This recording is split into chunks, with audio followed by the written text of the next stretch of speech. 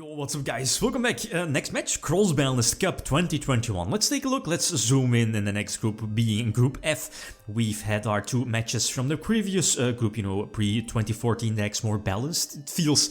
But let's move on, the more broken decks post-2014. So first of all, we have extra deck Monarchs versus True Draco. Both decks have changed compared to the last time I showed both lists. The first deck list here should be Jared Stone's list.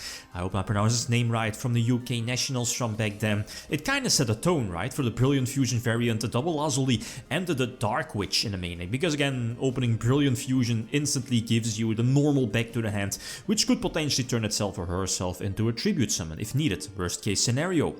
Next we have True Draco. This is the Masterpiece variant with like a huge amount of traps. We have the Erupt, a lot of people are asking for that Monarchs Erupt for True Draco. One of the builds that topped. We have Anti-Spell also in the main deck, strong skill drain. I mean, it's you know, True Draco, right, featuring Masterpiece also. So we've seen the percentages.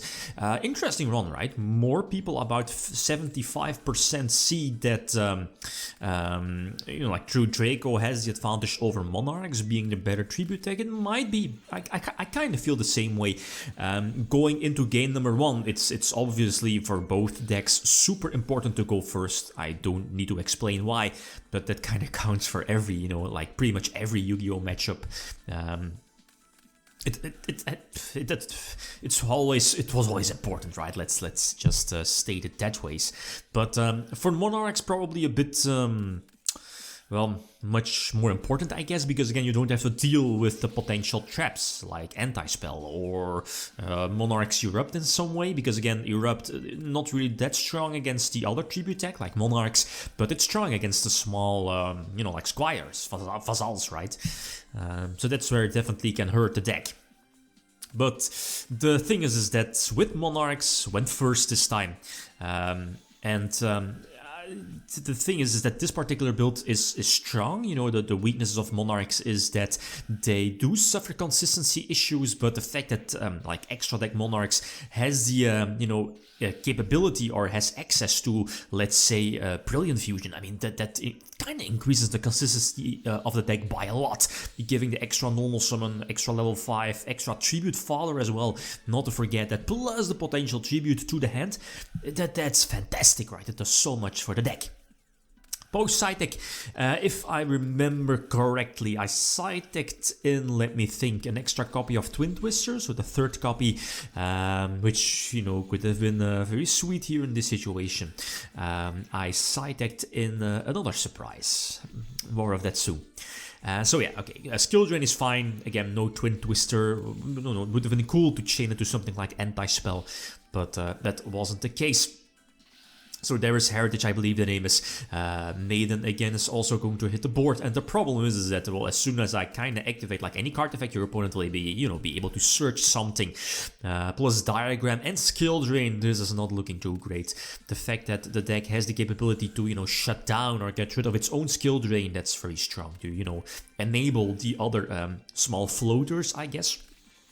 But yeah, anyway, what I've mentioned before is that Masterpiece, right? I mean, Masterpiece, big guy Masterpiece is definitely a big threat for this particular deck.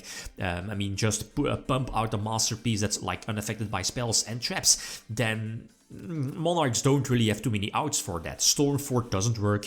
I believe I only have like 2 outs for that, and that's first of all Domain. You know, Domain that pumps up the attack of like any tribute monster on the side of the field. You know, just give your Monarch an extra 800, but your opponent will just be able to pop the Domain with the Masterpiece during battle phase, so that's probably 1 out less. And the other out is a potential rank 8 Exceed play, going for, what is it called, Heliopolis, I believe the name is. You know, the rank 8, but the thing here is that, yeah, what can I do, right? The Monarchs Europe is not that threatening. Okay, it stops the short or the small vassals, the squires, And Masterpiece is so much fuel in the graveyard. Plus the fact there is Ignis on board. Not sure what the other two back row. Oh, I guarded the mice also. Okay.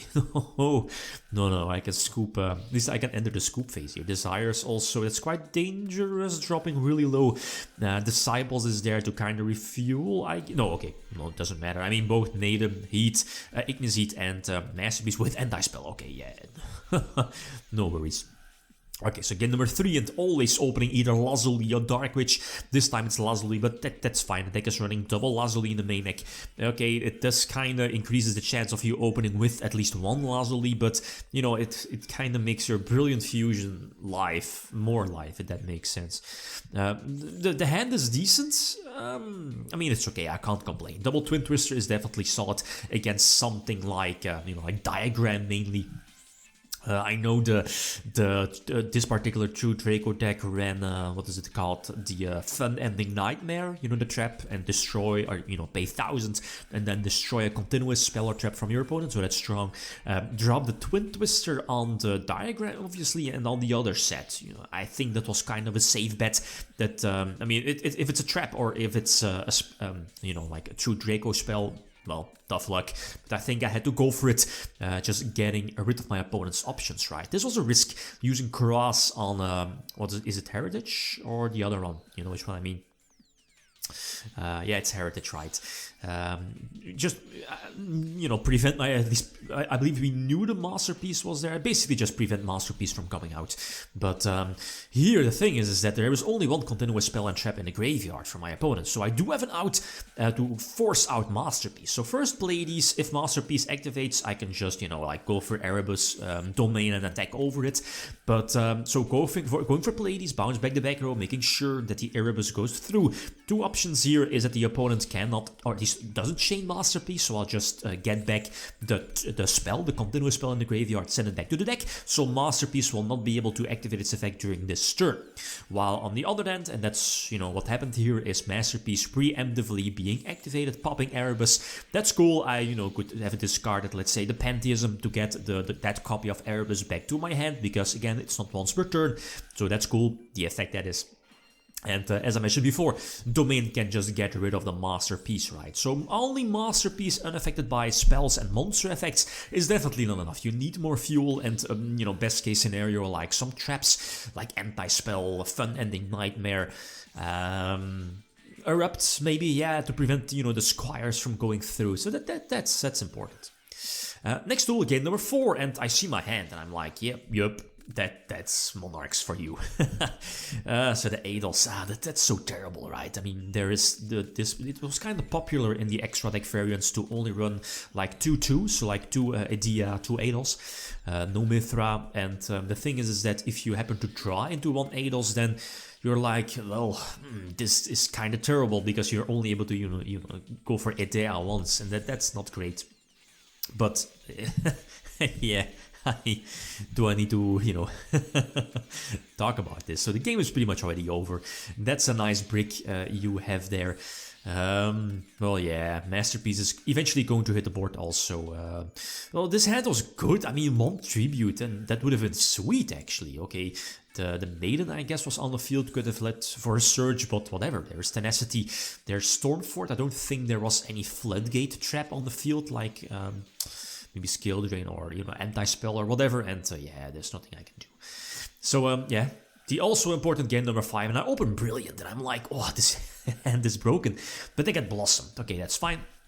I can still go for Kuras, 2 options, only pop 1, being the Brilliant Fusion, and hope I draw Aether, or Aether, and I did, but I opt to go for, the safer play, opt to go, at least pop Kuras itself for the 2 draws, and this is, turned out much better than expected, so I can go for the Ultimayat Soulkin, and this was a surprise I was talking about, is that this particular variant or build from Monarchs did ran Mask of Restrict for the mirror match in the main deck, or, side deck that is, and of course, it could be a game winner against stuff like True Draco, but, I mean, it's a bit wishful thinking, right? The deck is running Cyclone, there's a potential spell shattering arrow, I believe, there is the Unending Nightmare, there is a Diagram that could potentially pop like Heritage or what is it called, the other one, Disciples.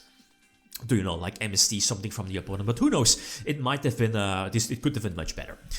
This was a crucial play here. Okay, there's triple diagram, that's obviously very strong, but you need some things to pop, right? And I guess he went for the risk, and both Masterpiece are banished due to Desire, so that's a huge blow.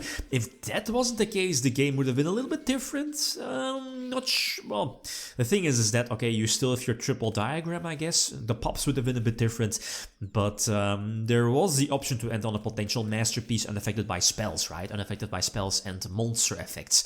And I'm not sure what the other two sets, I believe those are quite bricks, like Stormfort and another spell, I think. So again, we I guess would have seen another Masterpiece, a weak Masterpiece with only one disruption.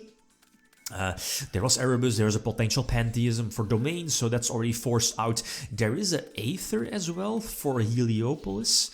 I believe the name is, you know, the Heretic one, to potentially kind of force out an early Masterpiece. Yeah, those are all you know, options. But yeah, it definitely hurt it, right? I mean, losing the Masterpiece there, and the fact, yeah, okay, all of those spells, useless spells. I think all of those spells in the deck are there, right? No traps, no anti-spell, no Erupt, right? To prevent, like, the small vassals from triggering. No, Unending Nightmare, whatever, like you know, Floodgates. That's definitely a problem, and obviously you're drawing your Ash Blossom there. So through Draco, I mean, my opening hand was good. The Cyclone was a bummer for, you know, Stardust Spark, and that fantastic opening, potentially protecting my own Mask of Restrict also against that deck. But you know, a bit of wishful thinking. But is the Desires for Masterpiece? That was a risky one. You know, maybe searching out Masterpiece first, but then, you know, you have to make like a different series of plays, so that's again a bit different. So if right, but I mean, it was a cool matchup. 3-2. Next matchup, we have a big one. Luna Lights versus Eldritch Synchro. And I believe the Eldritch build is indeed different. Changed compared to the previous one. So again, like always, feel free to leave your predictions in the community tab, like always on YouTube. Okay, guys, that's it. Thanks for watching. Feel free to leave a comment or like if you enjoyed the video. YgoPro signing out. Peace.